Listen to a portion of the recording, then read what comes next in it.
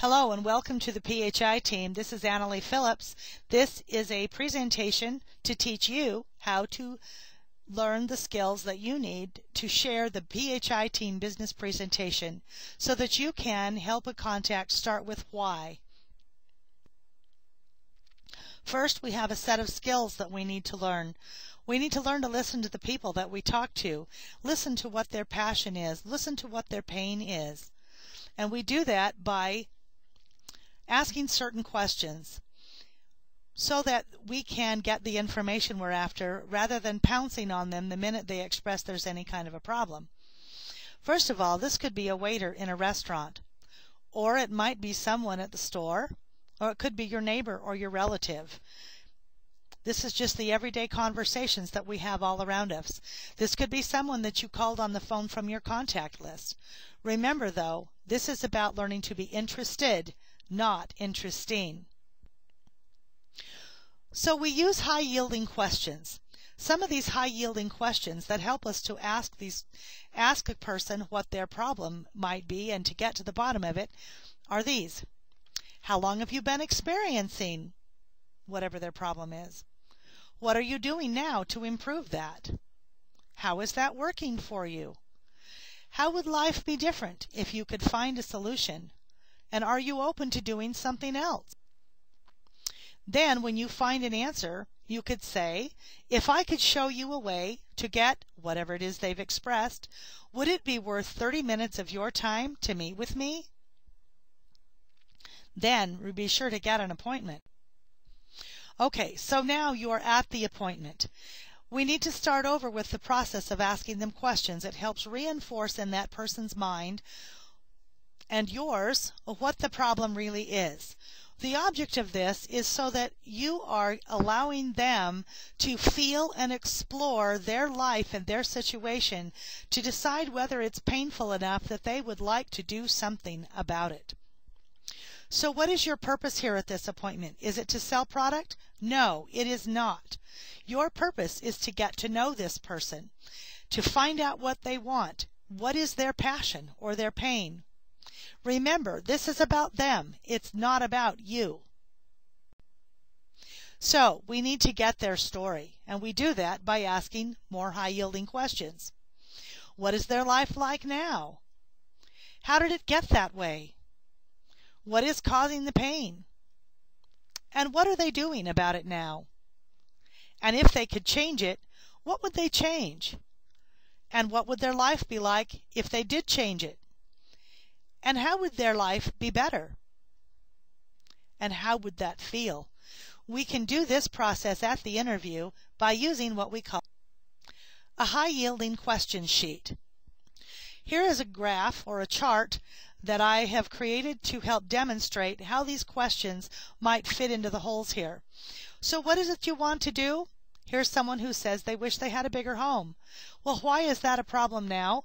Because they're living in a 2-bedroom apartment. Well, what are they doing about getting that home?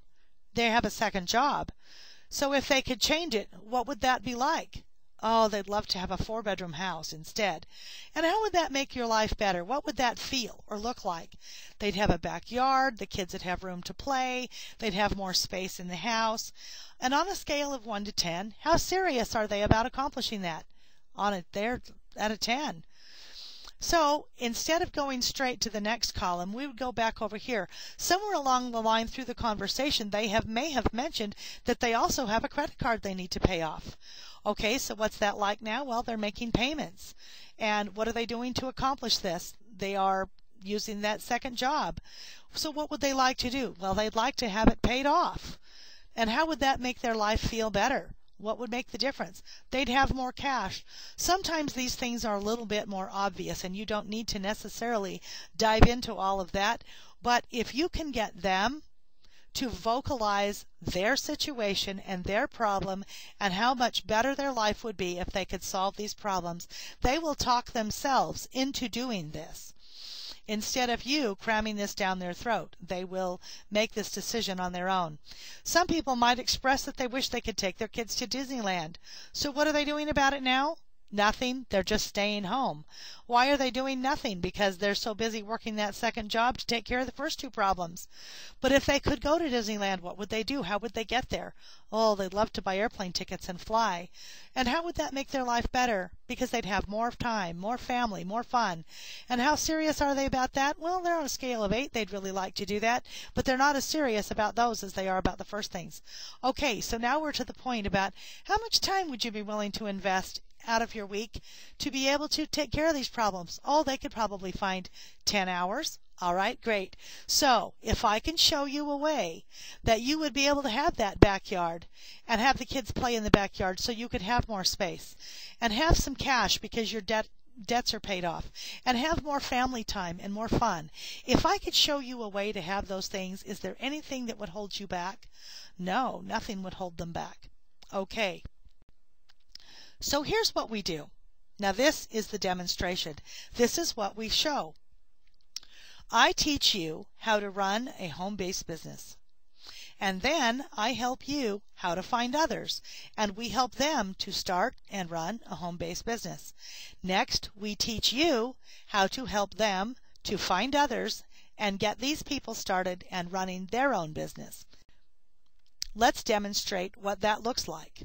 First of all, we're going to start with your business, the person who's listening to this presentation. Here's Bob's business, and you are going to help Bob. You're also going to help Jan, and you're also going to help Sue. Now let's assume that Sue's business is the first one to start building, and Sue starts building a business and it starts to grow. And then let's just say Jan kicks in and her business starts to grow. And then Bob decides to get busy and his business starts to grow. So here's what the business starts to look like. And here's Russ. He's sponsored a new person named Ben. Now here's what's going to happen. We're going to be able to, for starting these businesses, each one of these people is going to be doing a little bit and being the consumer themselves. So each person here is going to be purchasing a minimum of $100 a month. So when they do, here's what happens. You're going to be able to collect a bonus check that we call the Fast Start bonus, and you're going to get 25% on these first 3 first-level businesses. Now 25%, and then for helping them get their businesses started, you're going to receive an override or a royalty commission of 10% on the second level. Now this bonus structure lasts for 3 months. Okay, so in the end of 3 months, then what happens? Okay, let's demonstrate what that looks like after 3 months. So after 3 months, instead of the 25%, it's going to go to 8%. And then for the second level, that's going to go to 5%. And then for the third level, fourth and fifth level, that is going to change to be a unilevel commission of 4%. However, this never stops. This goes on forever as long as those businesses continue to purchase their product and as long as they continue to function. So how many businesses would you like to earn royalty commissions on? Lots? As many as possible? Great. The product that I've chosen is Young Living Essential Oils. Have you ever heard of us? Great. We have a video for you to watch. The Wellness, Purpose, and Abundance video is available on YouTube. Check back with the website at phiteam.net and I'll show you where to find, or you can simply go to youtube.com and do a search for Wellness, Purpose, and Abundance. And that video is there. This is a great way to introduce someone to our company and our products. Then the next step that you can do is to use a 3-way with a leader. You might need to set up an appointment to do this. And so there's information in the training manual that we've provided for you to teach you how to do a 3-way call and get that set up. But in the 3-way call, here's what can happen. The leader can then again go back and ask those high-yielding questions. The leader can do the presentation again, and the leader can validate the products and the business profitability. The leader can improve your results. It's that second and third witness that person might need. A leader's closing challenge could be, So, if I can show you how the products that I've used for 20 years that have helped people not only with their health, but also with them owning their own business, and if I can show you how my products produce predictable wealth and that you can build a business and help others to build businesses, can you see how this would help you reach those goals and dreams? So, now this person has 3 choices. They could do nothing and their life will stay the same.